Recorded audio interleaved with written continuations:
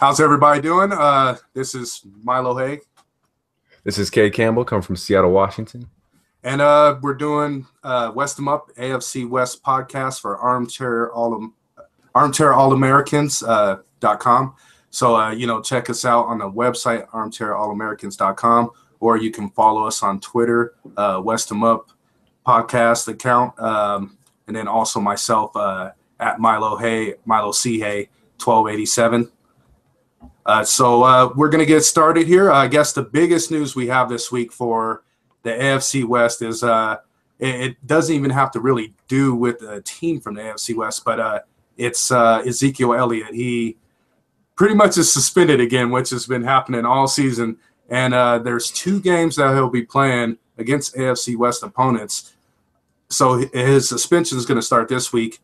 And 2 weeks from now, after they play the Falcons, they'll play the Chargers. And then on December 17th, they'll play the Raiders. So if the suspension is upheld, he won't play in either of those games. What are your thoughts on this, Kate?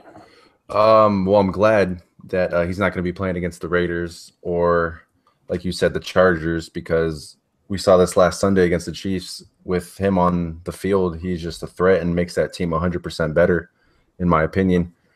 But yeah, I mean, he's second in the league in rushing right now. He's just been going through this roller coaster this season of being suspended and not being suspended. And if you guys listened to the last podcast last week, we had a whole segment on Ezekiel Elliott and how he's not gonna play, and then he ends up playing. So you can't really trust the league at this point because he might end up playing on Sunday. You never know.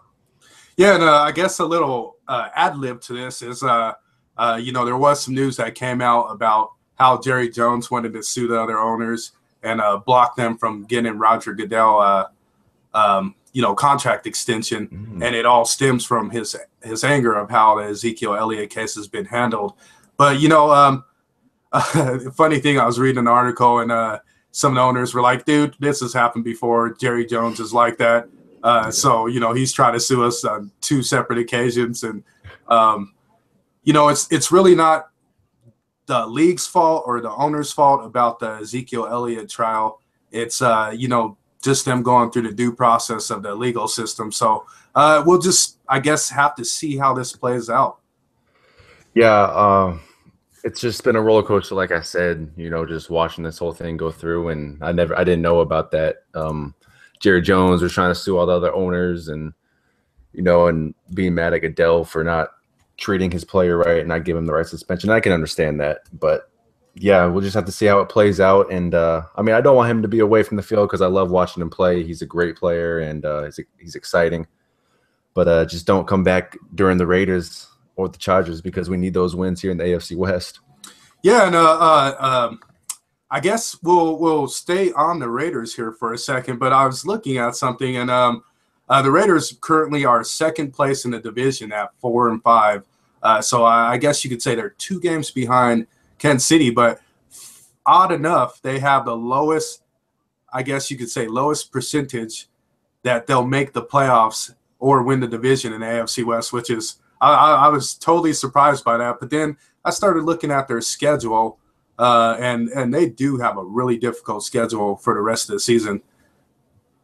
Yeah, the Raiders, I know they're going on to bye this week, and being second in the AFC West, they're right behind the Chiefs, and we know how good the Chiefs can be. So with this tough schedule coming up, it's going to be a tough run for them to, even make the playoffs. I don't know if they're going to take the AFC West unless the Chiefs just choke the second half of the season. But it's going to be hard for them to make the playoffs with there being so many good teams in the AFC West. You have the Jacksonville Jaguars, who nobody knew was going to be good, and Houston Texans. Even though they lost to Deshaun Watson, they're still, have a lot of games that they won, and it's going to be a tough run for them. Yeah, and just looking at, the standings, obviously the best division I would say right now in the AFC has to be the AFC East, which is surprising with the Bills surge. And the Dolphins are at 500, and even the Jets are 4-5. So, it could possibly be to where only one team. I mean, we mentioned it earlier this year that we had thoughts that maybe 3 teams from the AFC West will make it. it's looking like maybe only one team's going to make it, and that could be possibly between. At this point, I don't want to say it, but it looks like you can count Denver out. But if Los Angeles can win this week in Jacksonville, you essentially have those three teams fighting for the number one or the top of the AFC West. Yeah, I think Jacksonville, I'm looking at the playoff picture right now. They're fifth in the AFC, so they're at 5-3. Buffalo's at 5-3, and then you have tons of teams that are at 4 wins and 3 wins. And I don't want to count Denver out, like you said. I think they're just having troubles right now, but they're still in the race, as well as the Chargers and all Cincinnati, Houston, and the Jets, Baltimore, and Miami. So we're just going to have to see in these next couple of weeks. These next couple of weeks are important for just teams to win, because it can shake up so fast. Yeah, no, we'll get to Denver here a little later. That's I should say we're going to jump into them right now, but we'll get into what's going on with them a little bit later when we recap last week's game and preview their game this week against the Patriots. But news coming out of Denver is Brock Osweiler is going to start again for the Broncos this week at home against the New England Patriots. Yeah, he's starting this coming up week, and I don't want to give too much away from our preview of the game, but I thought he did well last week, and just coming in the position he was, I thought he did well, even though they got blew out by Philly. I thought he did well. He made some poor decisions, of course. It's Osweiler, but he also made some big plays. But I think it's the right decision for him to stay the starting quarterback, because you just don't want to flip flop between him and Simeon, and maybe throw Lynch in there, because without a steady quarterback, this teams seem to lose their energy, and I feel like that's what the Broncos did last week. And I think the coach said that Brock Osweiler had an excellent week of preparation. It felt good for our team. It was a confident week for them. So I'm kind of excited to see them come back and have another week under Osweiler's belt and go against the Patriots. Yeah, no, the last time that Osweiler was with the Broncos, they had a meaningful win. It was, the Super Bowl year. They had a meaningful win against the New England Patriots here in Denver. And, it all was capped off by that C.J. Anderson touchdown to end the game, which was a beauty. But, with Osweiler, like you said, you essentially throw him in one game, and it's not going to be fair just to throw Simeon back in, even if Simeon had a great week at practice. Let Osweiler get in there and see what he can do and get his confidence up. And pretty much that's what this guy needs right now. He's worked with the receivers here. He's worked with a lot of the guys here. So, if he can get their faith and push it, the Broncos could possibly surprise people by the end of the season, but their playoff hopes are pretty long. Yeah, them and the Chargers, I think playoff hopes are pretty, far away. But like you said, it's just all about confidence in the quarterback position. And if Osweiler can get this meaningful game, we saw at the beginning of the season that defense is deadly, and when that offense is deadly, they can't be touched. But staying in that AFC West, talking about the Chargers, I just want to give a shout out to Joey Bosa. Read an article with him this last week. Said that he's the first NFL player in history to get 19 sacks in 20 games. And watching this guy play this season, this dude is just a beast. And, he has just so much energy on the field, always seems to be around the quarterback. And, shouts out to him and the Los Angeles Chargers. Yeah, I mean, that guy is ridiculous. It's like, he just knows how to get in the backfield. Looking at stats right now, let me pull up some sacks for you guys. And looking at sacks right now, this guy is tied for 5th with a teammate, Melvin Ingram, who's another great, sack specialist. And you look at it, and these guys, let's see, they both have 8.5 sacks. So obviously this team focuses on getting in the backfield and disrupting things. Which we'll get into later when we preview the game, but they essentially have to do that this week when they face Jacksonville and get into Blake Bortles' head and just get past that line, especially with them having such offensive talent right now in Jacksonville. Yeah, that defense is showing up. Ingram and Bosa, those dynamic duo, they always show up and do their job. And then, yeah, I mean, this game coming up Sunday against Jacksonville Jaguars, I'm actually very excited to see this game because Jacksonville, surprising to a lot of people, surprising to me at least, they're 5-3, and Los Angeles Chargers, they could be 5-3 with the talent that they have on this team, and if they've made a few more field goals in the earlier games. So yeah, it's going to be fun to watch this Sunday. Yeah, definitely. So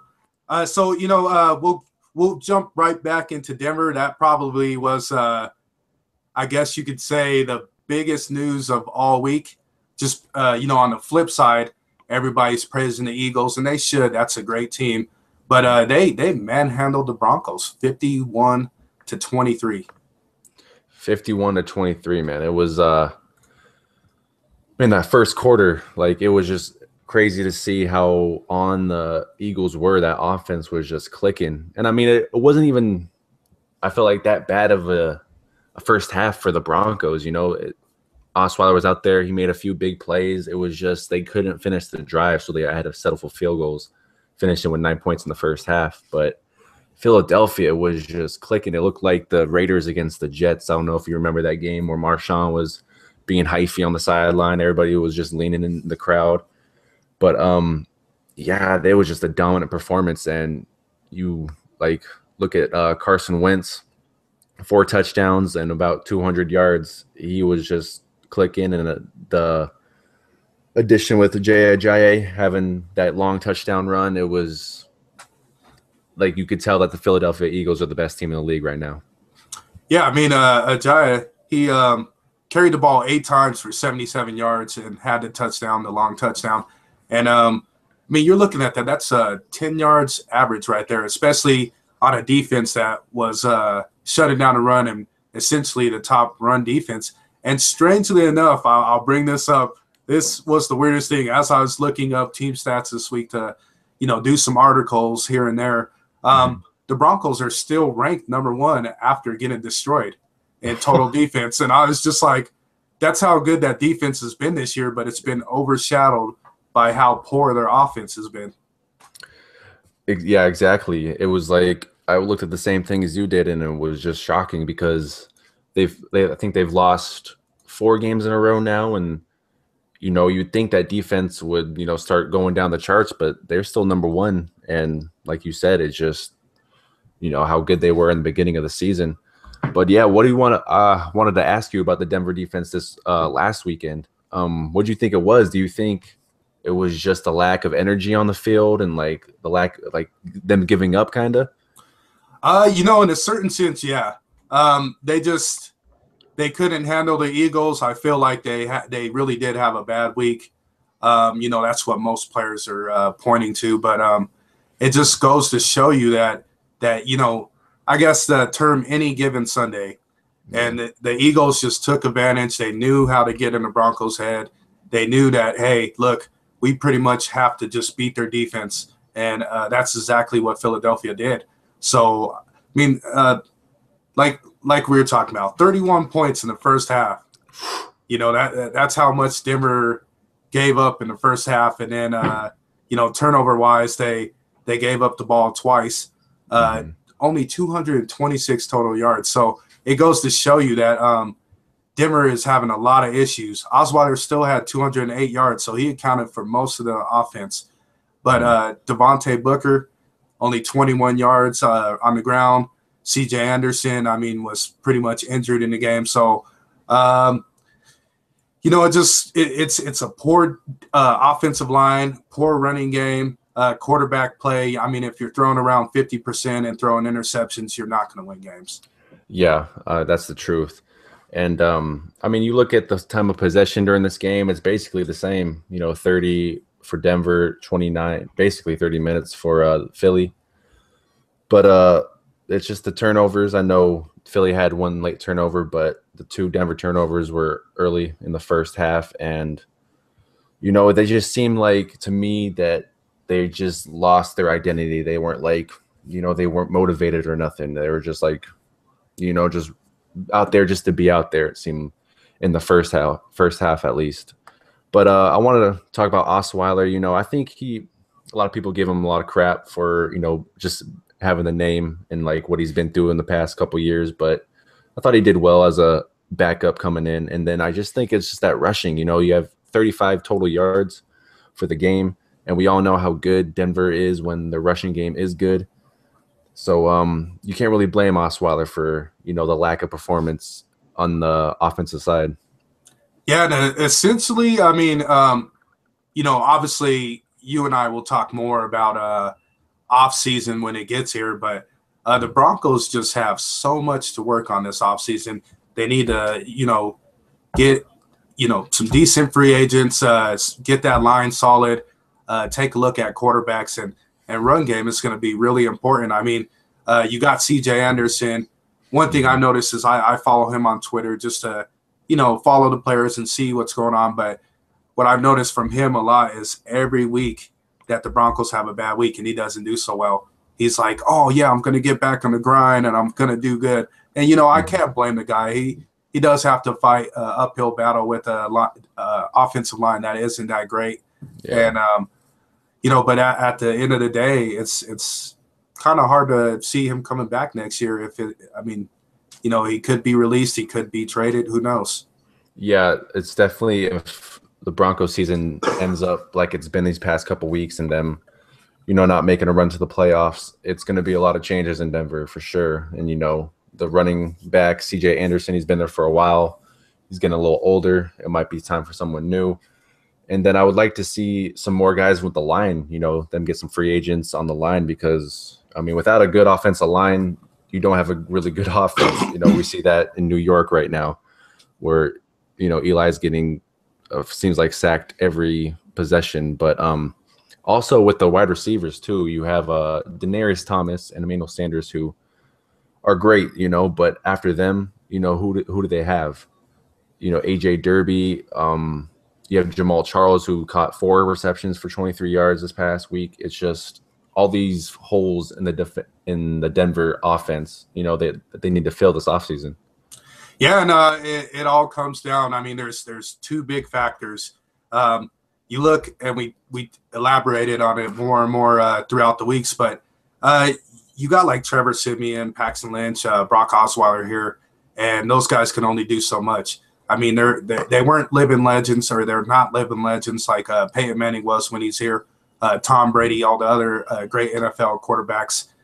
So when they throw the ball or when they're dropping back, teams are like, yeah, we could rush these guys. They're not going to switch the play up on us, and so we can just throw this defensive play out there and for the most part shut these guys down. So quarterback play is definitely going to be something that they have to observe here in the final half of the season and go from there. Yeah, quarterback play, we all know quarterback's the most important player on the field in the NFL.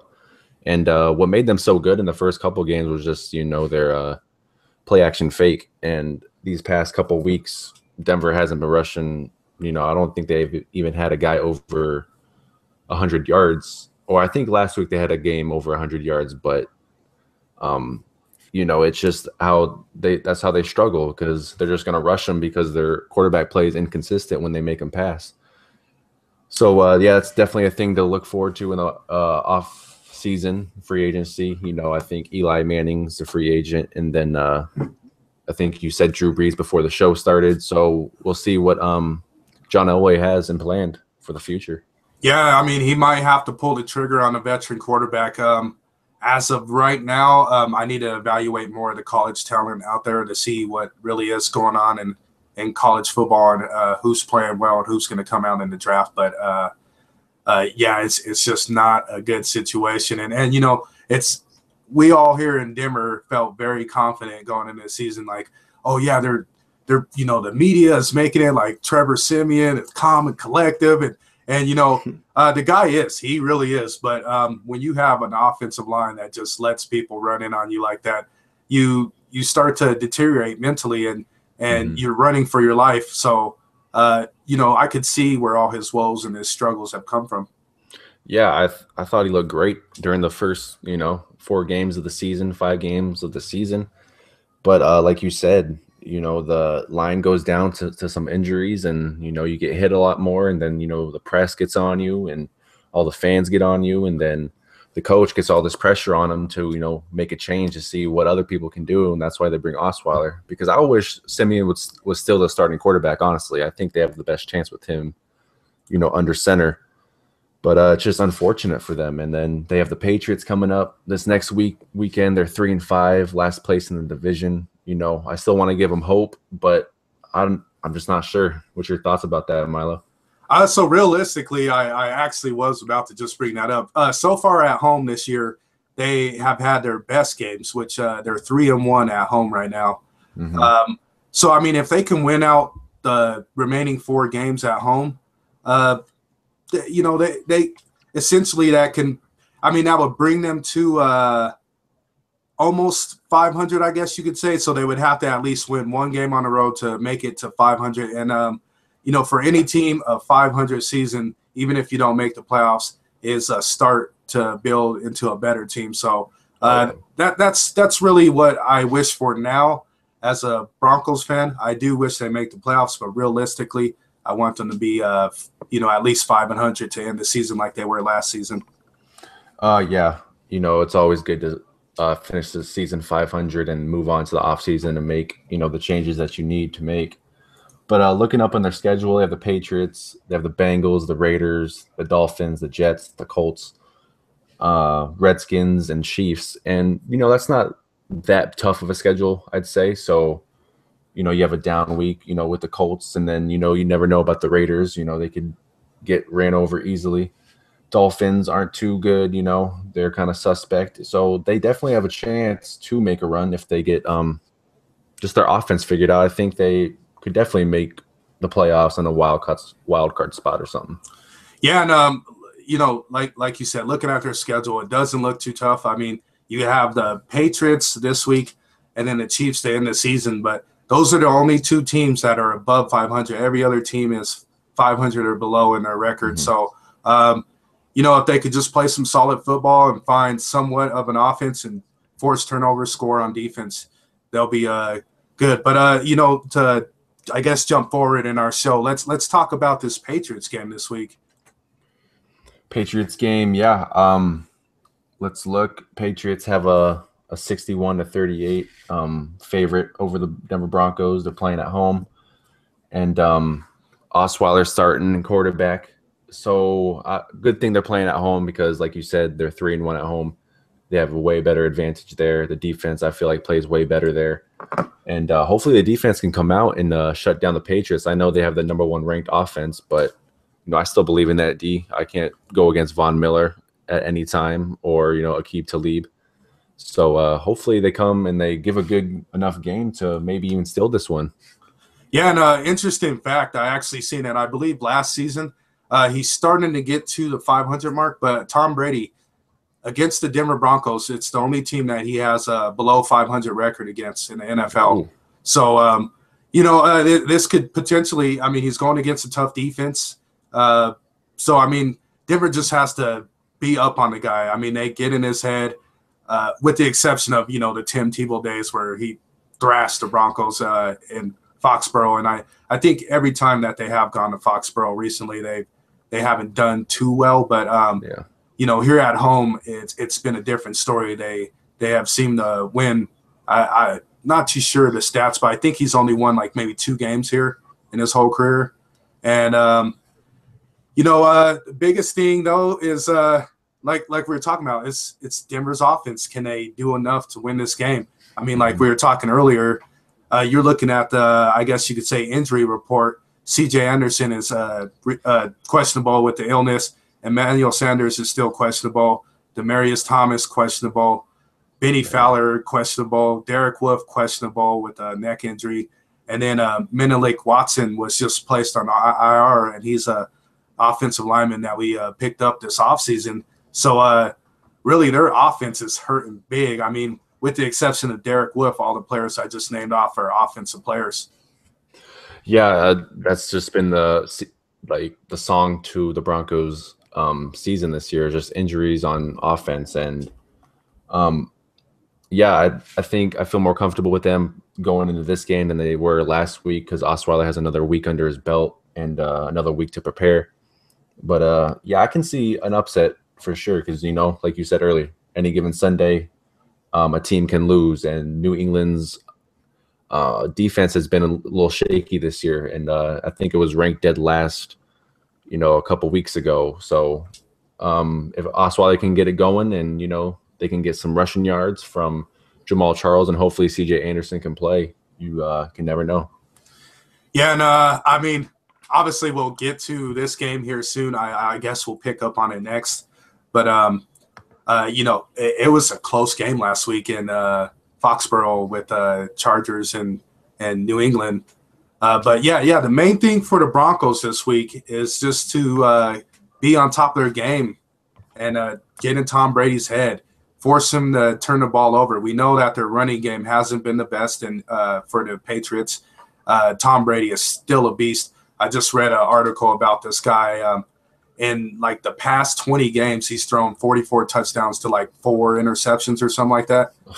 And I mean, this guy's like 40 years old. And so it goes to show you that he still has plenty left in the tank. And this will be dangerous for this Broncos team if they're not on top of their game. Yeah.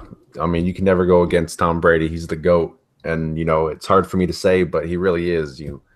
We saw it last year in the Super Bowl. He comes back in the second half from 28-point deficit to come back and win it. So you can never go against him. He just makes it look so easy out there. But hopefully this defense can show up this week and put a stop to that for a week or something, because I do not like to see Tom Brady win. That's for damn sure. I hear you on that. I am like, especially here in Denver, it's like I would say since we had Kyle Orton, it seems like we play the Patriots every year. Maybe even Jake Plummer, but we play them every year, and it's become really a true rivalry out here to where, even people still hate the Raiders out here or don't like the Chiefs or don't like the Chargers, but when the Patriots come to town, it's a whole different story. And, I mean, you got your bandwagon fans, and, of course, there's some true New England fans out here, but you just hate the Patriots here, and I think the whole AFC West does. Yeah, I mean, I have flashbacks in my head too of in Foxborough, and Vinatieri hitting a game-winning field goals in the snow, and Tom Brady's fumbles that aren't called fumbles. So the Raider fans still feel the same way against the Patriots, and even I feel like even more of hatred towards them rather than the Broncos or Chiefs or something like that. But yeah, how about we move on to the Chiefs and Cowboys this game this last weekend, two top tier teams in the league. What were your thoughts about that? So that was actually a pretty damn good game until what was it?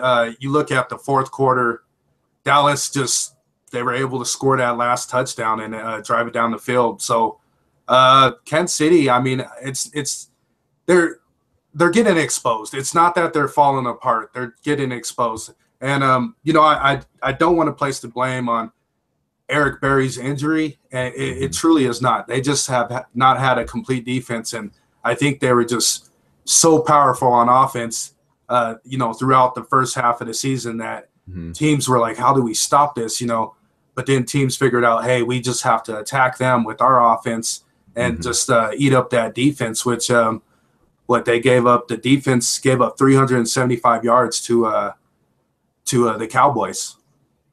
Yeah, their Kansas City's defense is ranked 29th in the league. And I think you said it perfectly. They're just getting exposed because their offense, I mean, it's not doing too bad still, but Kareem Hunt, 9 carries, 37 yards. I don't think we've seen him under 50 yards this whole season. And then Tyreek Hill, 4 carries, 9 yards. It was just nothing going in the rushing game. And then I think Alex Smith still did a good job in the passing game going to Kelsey. Kelsey had a touchdown, 73 yards, and Hill had another 64 yards with a touchdown. But I think Alex Smith, I think they had a chance late in the game. I think there were 6 minutes to go. They were down, I think 28-17, and he throws an interception for the first time in the season, and just a bad turnover on his part. But I think it's mainly due to this defense, and they're just getting exposed.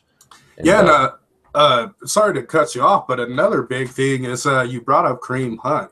And, the guy, excellent guy. I mean, he's going to be a star for years and years to come. But the offensive line is just starting to fail him. And, he's not getting those runs. You look at their receiving core, and the receivers are good, but it's just teams are starting to figure it out. Like, we need to rush this gap. We need to cut off the outside.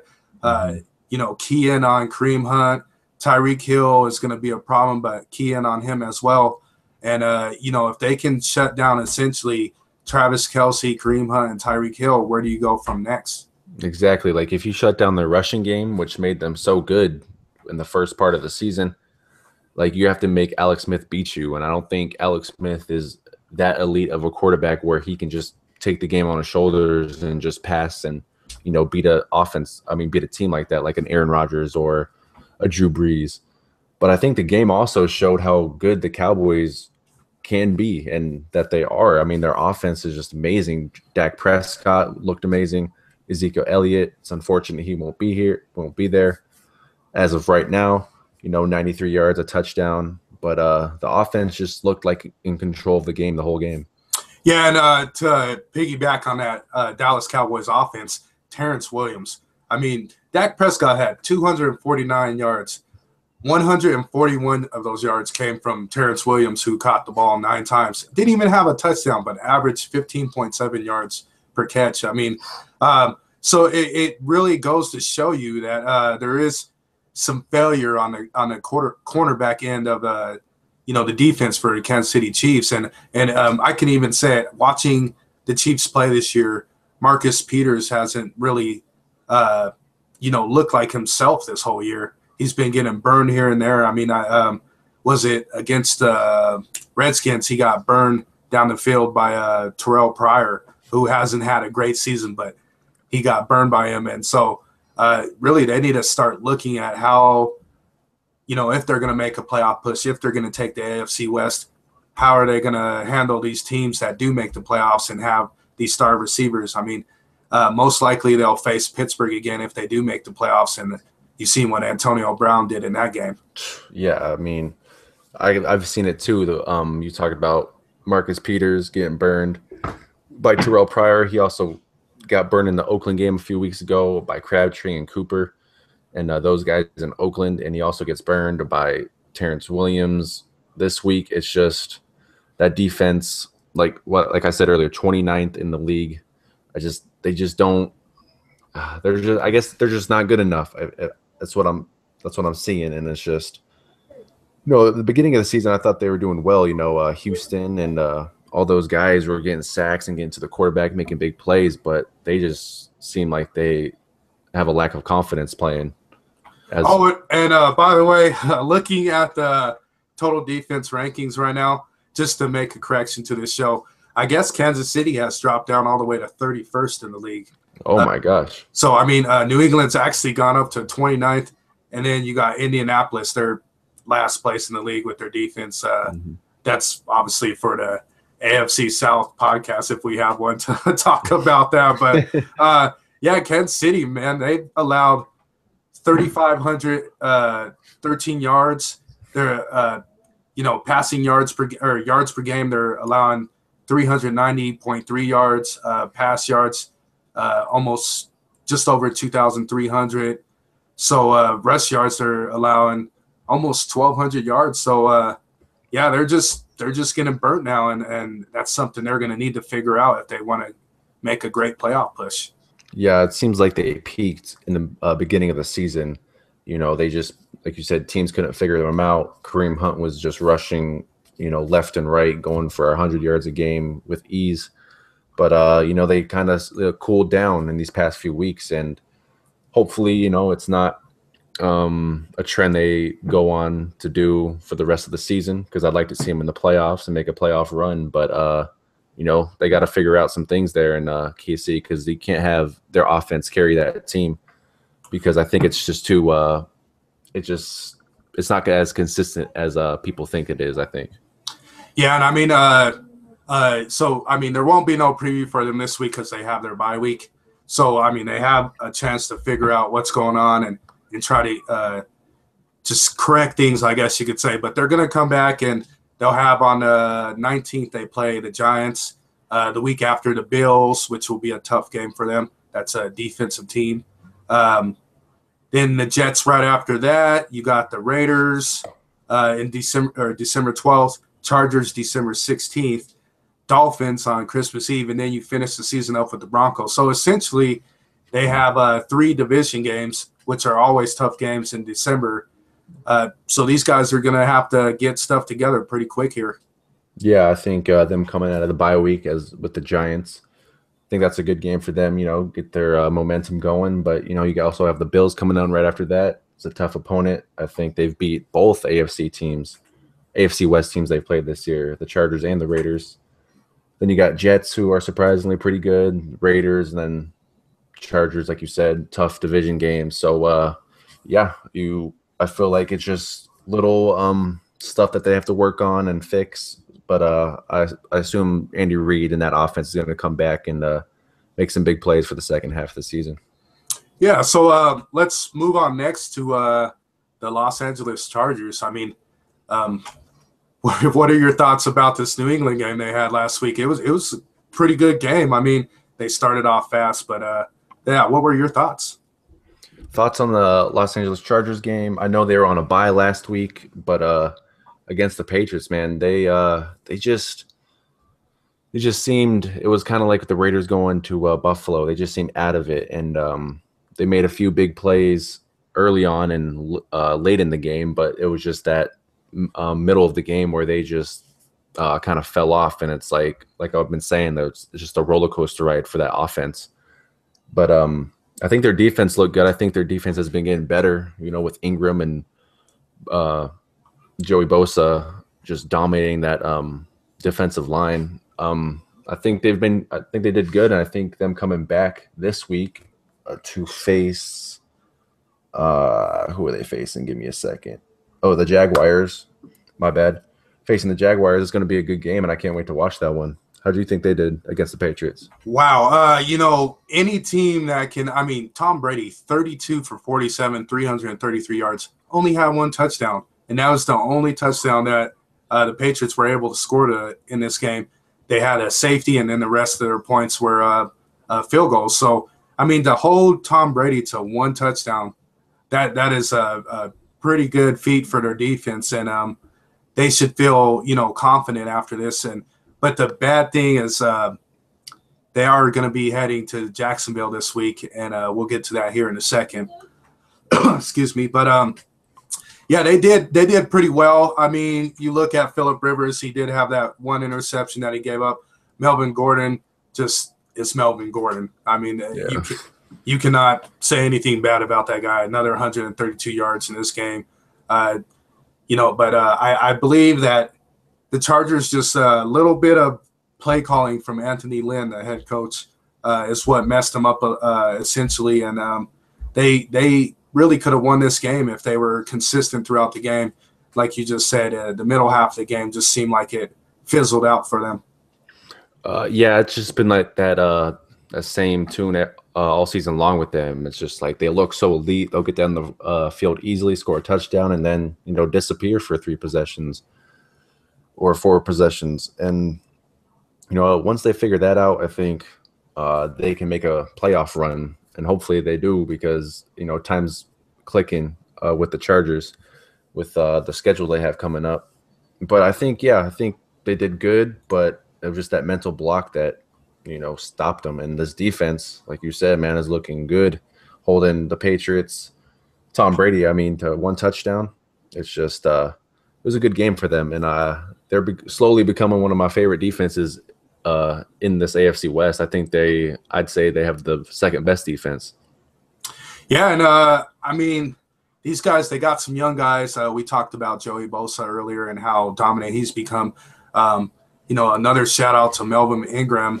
He's just ridiculous as well. But if they can get the edge complete, they have some decent safeties. If they can, excuse me again, if they can get this edge the cornerbacks rolling and defensive line, if they can get the defensive line a little more solid, linebacking a little more solid, I mean, they could essentially be playing amongst the best defenses here soon. Per what rankings right now, the Chargers are currently 17th in overall defense.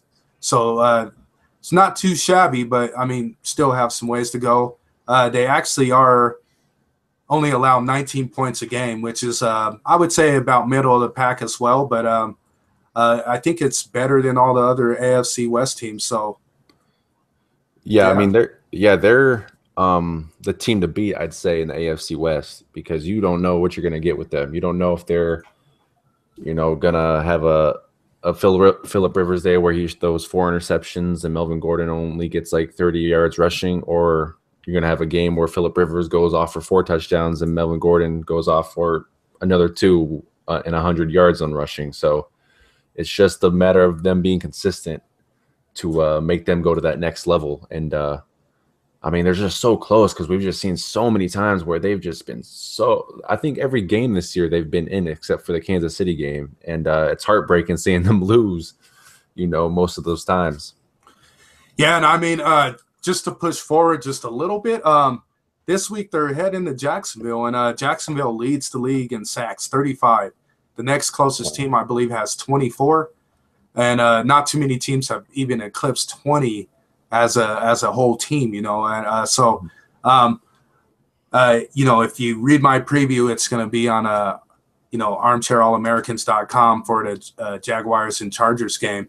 I mentioned how if Phillip Rivers can get the ball out early this week, and Melvin Ingram, of course, is I guess you could say the new beast mode of the AFC West of the NFL. If you can get those two guys rolling, and then Keenan Allen and get all the guys involved.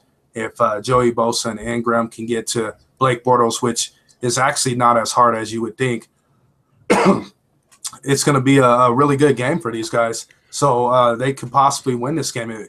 I think it's going to be a lot closer than what most people are calling for it to be. Yeah, I think you look at the who's favored, and Jacksonville is 64% over the Chargers 35%. But going into this week, I think the Chargers might go to Jacksonville and get the win. They're coming off the bye. They got fresh legs with Melvin Gordon. Phillip Rivers, has 2 weeks to prepare for this game. And, Jacksonville, what a story this year. I did not see them being 5-3 at this point. But that defense, you said, has been good. And Blake Bortles has surprisingly been pretty well. But I think Chargers are going to go in there and I want to say dominate the game. Nice. Yeah. Looking at the rest of their schedule, they have a decent schedule, but, they need to focus, of course, on Jacksonville this week. And Leonard Fournette, I mean, he was suspended last week's game for Jacksonville, but he'll be back this week. So, that's going to be a focus point. So they'll just need to really take Bortles out the game and make Jacksonville lean on their defense and make Jacksonville lean on Fournette. Yeah, I mean, Fournette's a beast, dude. He was a beast in LSU. I would love watching him play. And, if he's back and if he's rolling, it's going to be scary for this defense going against that. But I think they can go in there, and I want to say Rivers is going to be on. You got Keenan Allen, Travis Benjamin, and them boys in the receiving core. And it should be pretty good, man. I want to say they dominate and pull out the victory there. Yeah, I hear you. I'm pulling for them. I'm not a Chargers fan, but, talking about the AFC West, I would love to, for me and you to get our prediction correct and see 3 teams from the AFC West make the playoffs this year. But moving on next to how we talked about earlier, the lowest odds in the whole AFC West to make the playoffs, the Oakland Raiders. The Oakland Raiders come in and they beat the Miami Dolphins on Sunday Night Football. It was a pretty good game, man. It wasn't too exciting or nothing, but the Raiders just off first thought, Marshawn Lynch, man, comes back and makes an impact with the week he was out against Buffalo, comes back 14 carries, 57 yards, and 2 touchdowns. And it was good to see him go a little beast mode. I think he had a 22-yard touchdown run. It was good to see that. And Derek Carr, man, he was throwing good. He had one interception late in the game, but threw for 300 yards, had a touchdown. And going to Jared Cook, man, Jared Cook was just open all game and in the middle of the field, and it was pretty good to see that. Derek Carr always going to him as a safety valve or something like that. Oh man, sorry to interrupt this show. Just some big news coming through right now. Richard Sherman has a heel injury and is doubtful to return. Last week he was listed as a Achilles injury, but one of the guys from Armchair, he said that Mike Tirico in the booth for this game was looking down at the field and kind of reading Richard Sherman's lips, but he read that Richard Sherman said, "I tore my Achilles." So that could be a potentially bad thing. If I hear any more before this show ends, we'll let you know. So back to Raiders and Dolphins. What really stood out to me in this game is the Raiders were still able to win this game, and you had Jay Cutler looking like what Jay Cutler should have been like when he was drafted by the Broncos. I mean, guy went 34 for 42 at 311 yards, 3 TDs, and they still lost the game to Oakland. So that just goes to show you that Oakland finally is starting to realize their strength. And, for the experts to say that this team won't make the playoffs or has a low chance, to me is kind of mind-boggling. I mean, if Oakland goes back to their roots and really just leans on their offense, they can – sky's the limit for them. The defense will come, but sky's the limit for them if their offense is great. Yeah, I think Jay Cutler looked very well, man. 34 for 42, 311 yards, 3 touchdowns. Crazy, but I think that's more towards Oakland's defense. I mean, you have tons of people out right now. You have David Emerson, he's out. Garon Conley, their first-round pick, he's out.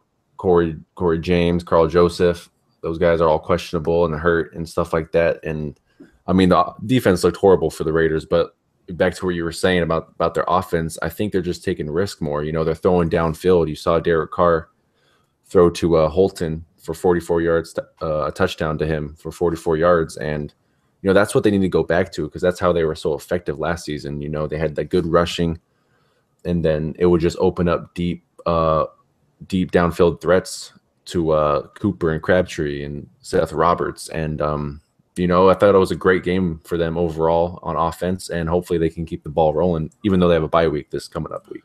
Yeah, which is going to be great for them. Maybe they'll get some of those players to get rested and heal their injuries, lick their wounds, get back into the game. But back to what you just said, one of the biggest things for this Oakland team is that Carr, being as good as he can be when he is on, he finds receivers. And how about Johnny Holton this year? He's really come through for the Raiders when they need him.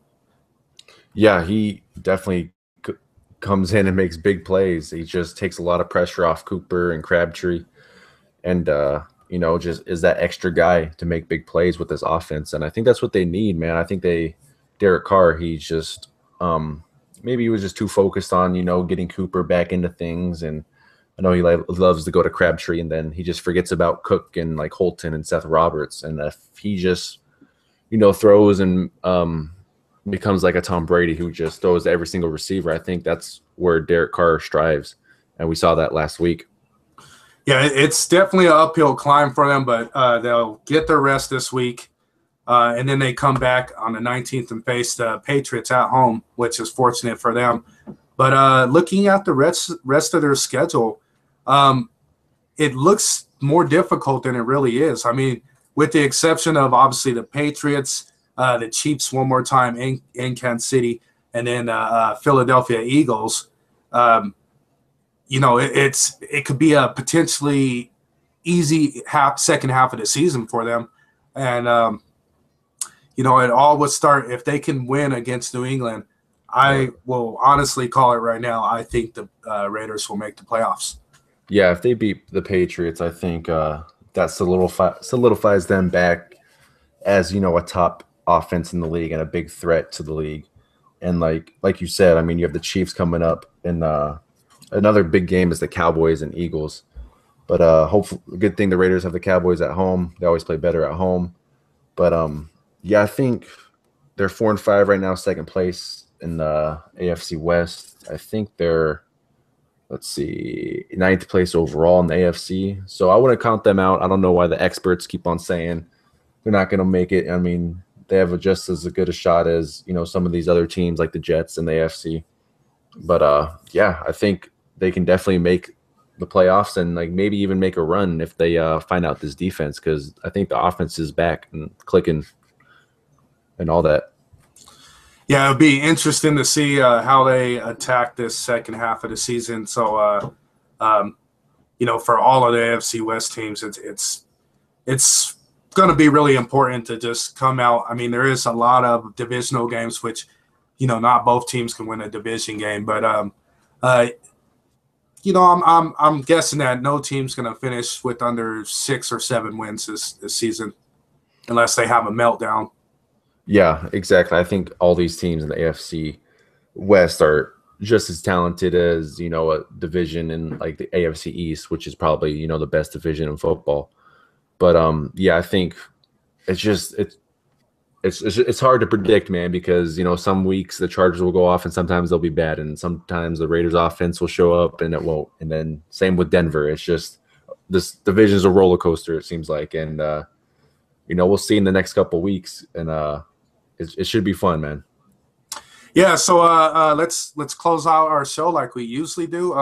Who is going to be your there's obviously only 2 teams playing this weekend in the AFC West. So who is going to be your offensive player of the week for AFC West?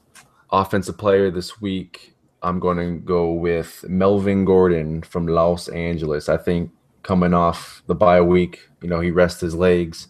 You even called him the beast mode of the NFL right now, and I totally agree with you.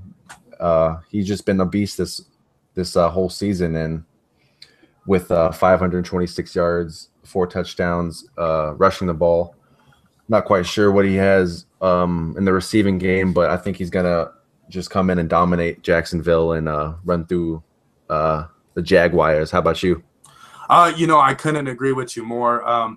We're not like any of the other networks where we're just going to pick, or of any other sport outlets where we're just going to pick, different guys all the time. I totally agree that Melvin Gordon he's an X factor right now. Any team would love to have him. He's great receiving the ball. He's great running the ball.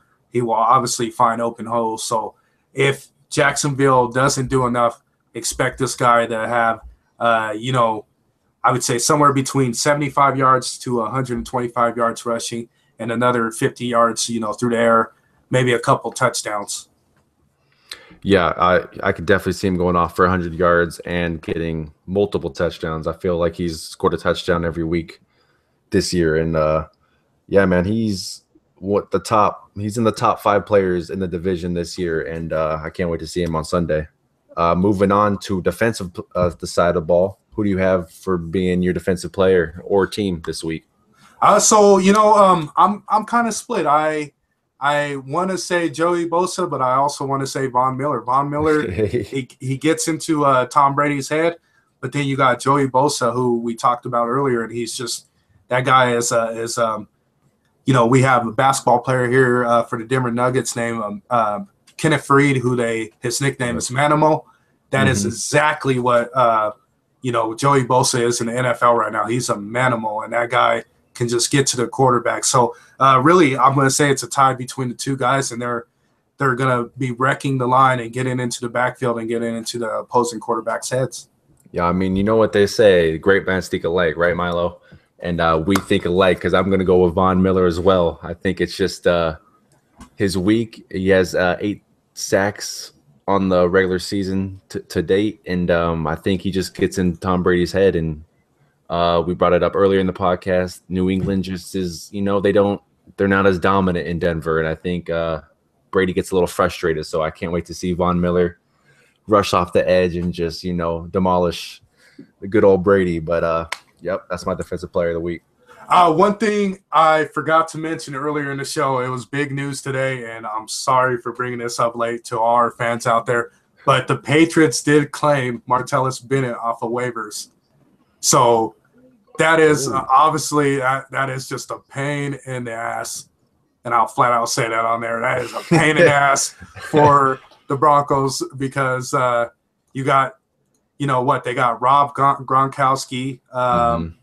Who else is their tight end? I mean, they just picked up Martellus Bennett again. Yep. And then they also have Dwayne Allen. So obviously New England is focused on just, everybody knows Denver hasn't been great at guarding a tight end. So you could see that being a factor in this week's game. Man, yeah, that's a big no-no for all the teams in the league with Martellus Bennett going back to the Patriots. You know how well he did with in their Super Bowl run last year. So hopefully it doesn't frustrate the Denver's D and Von Miller, Aqib Talib, Sean Ray and all them. Step up and be the number 1 ranked defense like they are. I hear that. So we're going to close out this show. I think we actually went over what we usually go, which is fine. Hopefully you guys listen all the way through. But, my name's Milo Hay. I'm coming from Denver, Colorado. My name's Cade Campbell. I'm coming from Seattle, Washington. Great show this week. Make sure you check out the Twitter, West Up Podcast. Make sure you check out Milo Hay at Armchair All Americans, writing some good articles. And, we'll see you guys next week. Have a great one, folks.